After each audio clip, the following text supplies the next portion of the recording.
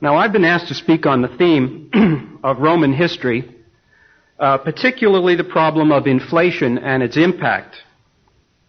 My analysis is based on the premise that monetary policy cannot be studied or understood in isolation from the overall policies of the state. Monetary, fiscal, military, political, economic issues are all very much intertwined. And the reason they are all so intertwined is in part due to the fact that the state, any state, normally seeks to monopolize the supply of money within its own territory. Monetary policy, therefore, always serves, even if it serves badly, the perceived needs of the rulers of the state. If it also happens to enhance the prosperity and progress of the masses of the people, that is a secondary benefit. But its first aim is to serve the needs of the rulers, not the ruled. And this point is central, I believe, to an understanding of the course of monetary policy in the late Roman Empire. Historians of prices in the Roman Empire have come to the conclusion that despite all of this inflation, the price of gold, in terms of its purchasing power, remained stable from the 1st through the 4th century. In other words, gold remained, in terms of its purchasing power, a stable value, whereas all this coinage just became increasingly worthless. Now, what were the causes of this inflation? The size of the army, I think I indicated already, had increased, doubled from the time of Augustus to Diocletian, and the size of the civil service I indicated also. Now, all these events strained the fiscal resources of the state beyond its ability to sustain itself. And the debasement and the taxation were both used to keep the ship of state going, frequently by debasing, then by taxation, and then often simply by accusing people of treason and confiscating their estates. One of the odd things about inflation is, in the Roman Empire, that while the Roman state survived, the Roman state was not destroyed by inflation. What was destroyed by inflation was the freedom of the Roman people. And particularly, the first victim was their economic freedom. Rome had basically a laissez-faire concept of state economy relations. Except in emergencies, which were usually related to war, the Roman government generally followed a policy of free trade and minimal restriction on the economic activities of its population. But now, under the pressure of this need to pay the troops and under the pressure of inflation, the liberty of the people began to be seriously eroded, and very rapidly. We could start with the class known as the decuriones, the decurions. This was your prosperous, small and middle landowning class who were the dominant elements of the cities of the Roman Empire. This class, in the mid-3rd century, was assigned a task of collecting the taxes in the municipality that were being assessed by the central government. The central government could no longer collect its taxes effectively, so they made the decurion class collectively responsible for getting revenues and passing them on to the imperial government. The decurions, of course, had as much difficulty as anyone else in doing this, and the returns were, again, frequently inadequate, so the government solved that problem by simply passing a law that any taxes the decurions could not collect from others, they would have to pay out of their own pocket. That's known as the incentive method for the tax collector.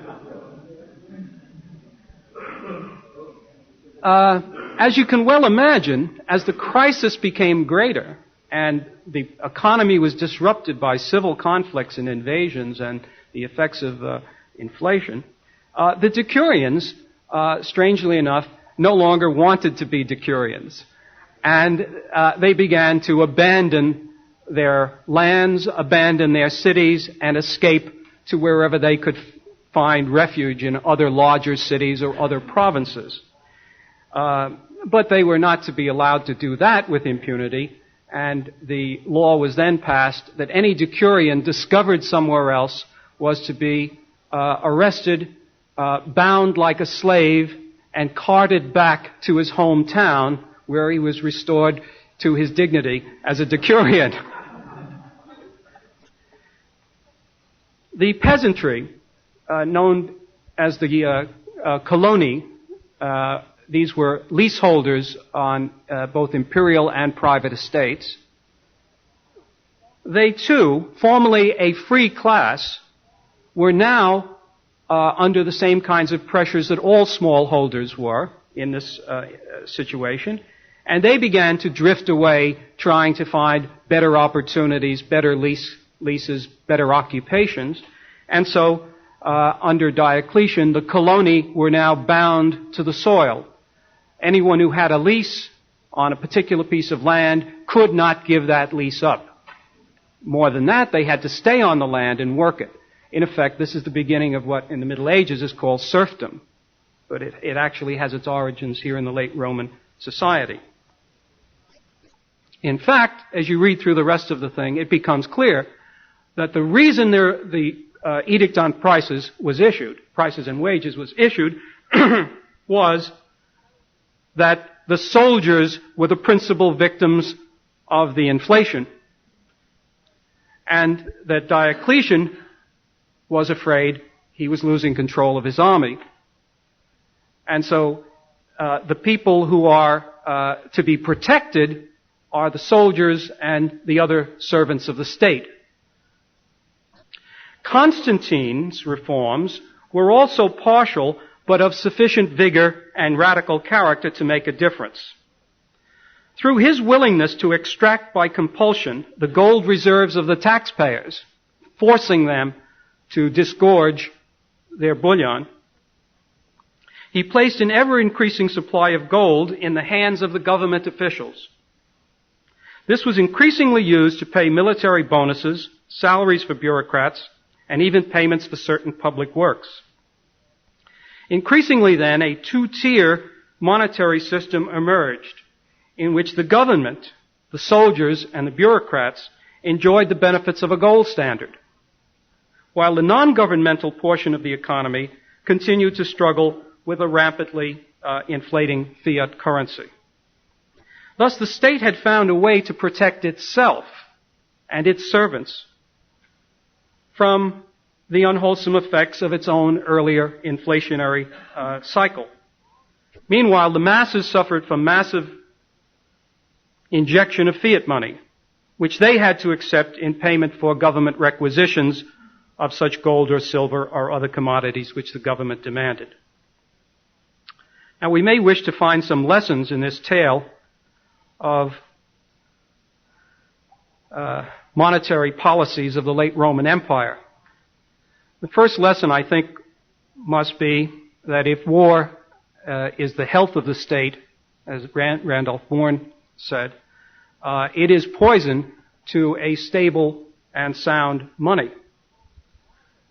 The Roman monetary crisis, therefore, was closely connected with the Roman military problem. Another lesson is that the problems become solvable when a ruler decides that something can be done and must be done. Diocletian and Constantine clearly were willing to act to protect their own ruling class interests, the military and the civil service. Monetary reforms were necessary to win the support of the troops and the bureaucrats that composed the only real constituency of the Roman state. And the two-tier system was designed to this end. It brought about a stable monetary standard for the ruling group and who did not hesitate to secure it at the expense of the mass of the population. Now, the Roman state survived. The liberty of the Roman people did not. When freedom became possible in the West in the 5th century with the barbarian invasions, people took advantage of the possibility of change. The Roman people, the mass of the population, had but one wish after being captured by the barbarians, that they would never again fall under the rule of the Roman bureaucracy. In other words, the Roman state was the enemy. The barbarians were the liberators.